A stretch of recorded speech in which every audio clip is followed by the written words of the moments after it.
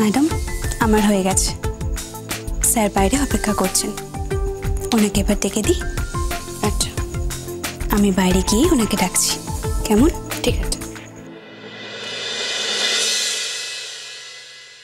আমাকে কি একদম অচেনা লাগছে দেখতে? কেন এমন অচেনা করে দিল ঋষি আমাকে? কেন? শুধুই কি ওর সিনেমা লুকের জন্য, নাকি ওর মাথায়ও সবকিছু শোনার পর আরো অন্য কিছু ঘুরছে?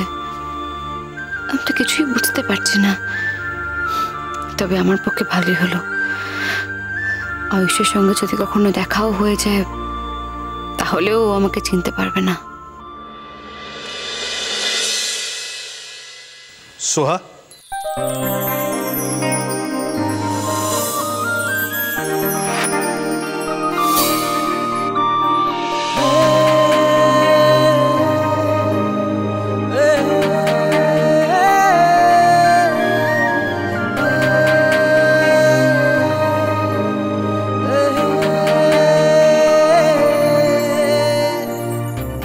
একদম অচেনা লাগছে আমায়। কেন নিজেকে আয়নায় দেখোনি?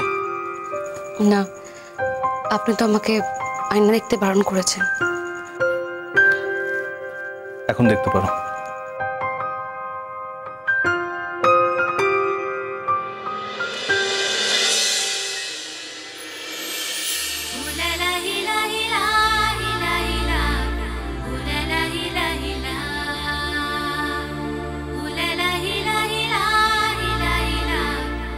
সোহা, এখন থেকে তোমাকে নিজেকেই কিন্তু এই লুকটা মেনটেন করতে হবে, ওকে? আমার এই লুকটা চেঞ্জ করলেন কেন? বারে বলিনি নাকি চেঞ্জ করলাম? আমার ফিল্মের জন্যই তো, কতবার বলেছি তোমায়। ফিল্ম তো আর কাল থেকে শুরু হচ্ছে না। তা হচ্ছে না, কিন্তু দেখো এখন থেকেই যদি তুমি ক্যারি করতে না শেখো তাহলে তো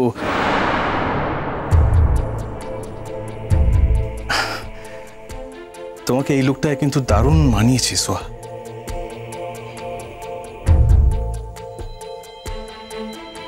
আর তাছাড়া এই লুক বদলে তোমার সুবিধাই হলো। মানে? সুবিধে হলো না? এই যে তুমি তোমার লুকটা বদলে ফেললে, এই শহরে যারা তোমার চেনা জানা আছে কেউ আর তোমায় চিনতে পারবে না। আপনি কিন্তু আমাকে গল্পটা এখনো বলেনি।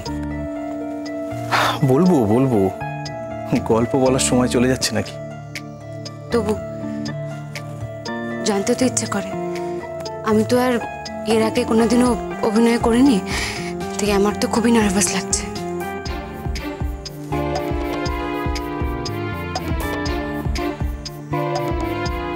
কি করে জানলে যে অভিনয় করনি? বারে আমি তো... তোমার যদি পাস্টের কথা কিছু মনে নাই থাকে তাহলে তুমি আগে অভিনয় করেছো কিনা তাও তো মনে থাকার কথা নয়। তাহলে গ্যারান্টি দিয়ে তো তুমি বলতে পারো না কি করেছো আর কি করনি।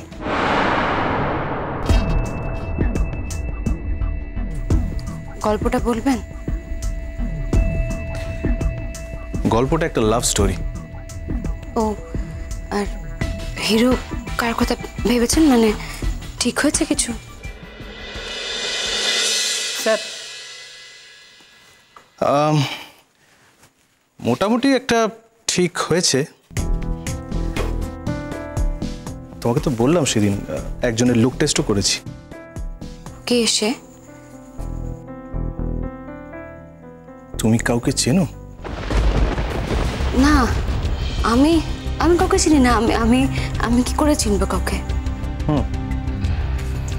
তুমি কাউকে কি করে চিনবে? তোমার তো কিছুই মনে নেই। তোমার হাজবেন্ডও তো খুব নাম করা একজন অভিনেতা, না? আপনি তো সবটাই জানেন। আমার তো কিছুই মনে পড়ে না। বলিনি তো এইমাত্র।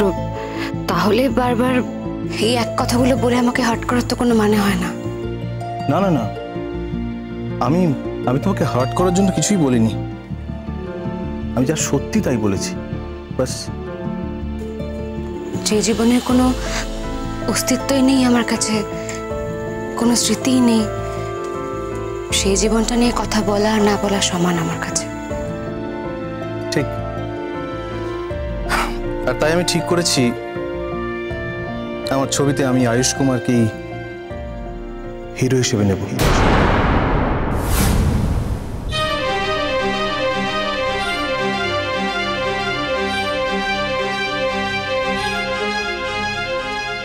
চমকালে যে? কই না তো। সোহা, ডিরেক্টরের চোখে ফাঁকি দেওয়া খুব সহজ কাজ নয়। আমি সত্যিই চমকাইনি, আর তাছাড়া চমকাবই বা কেন? আমার চমকানোর কি বা আছে বলুন? আরে বাবা, মনে করতে পারো আর নাই পারো, ওই মানুষটা যে তোমার স্বামী এই কথাটা জানার পর তার সঙ্গে মুখোমুখি দাঁড়িয়ে কাজ করতে গেলে এইটুকু রিয়াকশন তো হতেই পারে। আমি ধরে নিচ্ছি বাস সেরকমই কিছু, তার বেশি কিছু না।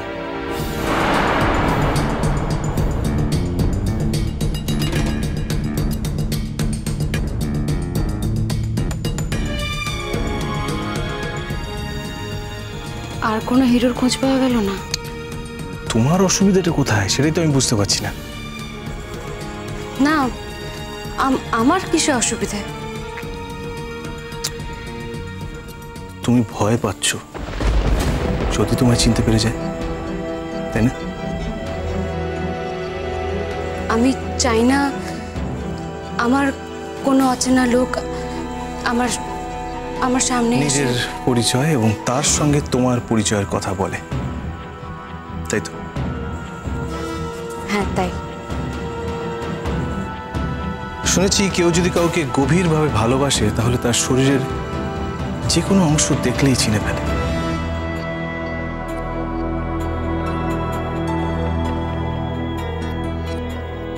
সেভাবে দেখতে গেলে ধরা তুমি পড়েই যাবে। সব জেনে শুনেও তাহলে ওকে দেওয়ার কি মানে?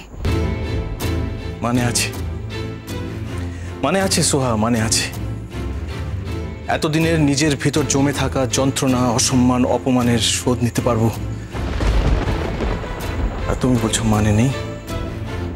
কিন্তু ওর উপরে আপনার কিসের প্রতিশোধ? ও তো আপনার কোনো ক্ষতি করেনি। ও,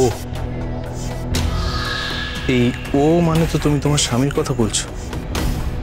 খুব সুইট লাগলো শুনতে। চিনতে না পারলেও স্বামী শব্দটার এমন মহিমা যে তোমার গলার সুরটাই পাল্টে গেল। যদি আমার সঙ্গে এরকম করে কথা বললেন তাহলে কিন্তু। লাগলে তোমায় বেশ লাগে তো দেখতে।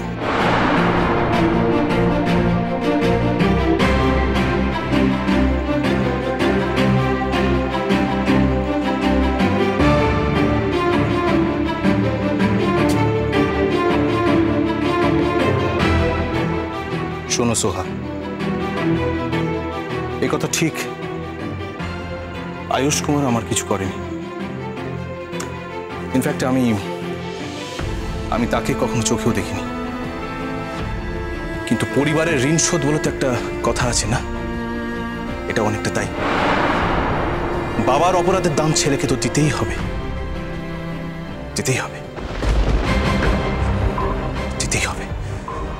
ওই একটা লোকের জন্য আমি আমার ছোটবেলার একটা দিনও শান্তিতে কাটাতে পারিনি। একটা বাচ্চাকে যখন তার মাকে ছেড়ে থাকতে হয় তখন তার মনের অবস্থা কি হতে পারে আমি জানি না, সে বিষয়ে তোমার কোনো ধারণা আছে কিনা।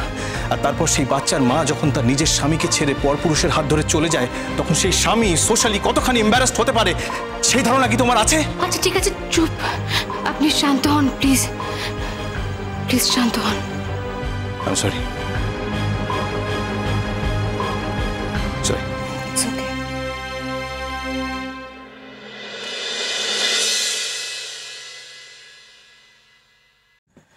একটা কথা, ফিল্ম চলাকালীন ফ্লোরের বাইরে তোমার যেন আয়ুষ কুমারের সঙ্গে কথা বলতে না দেখি। কি আশ্চর্য, আপনি আমাকে এত শর্ত দিচ্ছেন কেন? আমি তো আপনার ফিল্মটাই করতে চাইনি, আপনার কাছে থাকতেও চাইনি। আপনি তো জোর জবরদস্তি করে আমাকে আটকে রেখেছেন। তাও ঠিক, কিন্তু দেখো এতেও কি আমার একার হাত আছে বলে মনে করো? ঈশ্বরের কোনো হাত নেই বলতে চাও? আমি জানি না, আমি বলতে পারবো না। আমি জানি, আমি বলতে পারি। অবশ্যই ওপরওয়ালার হাত আছে। তিনি চেয়েছেন বলেই তোমার সঙ্গে আমার দেখা হয়েছে। কিন্তু এই লোকটা আয়ুষের ক্ষতি করতে চায় জানার পরও আমি ওর সঙ্গে, কিন্তু কি বা করব? কোথায় যাব আমি? চোখের তারা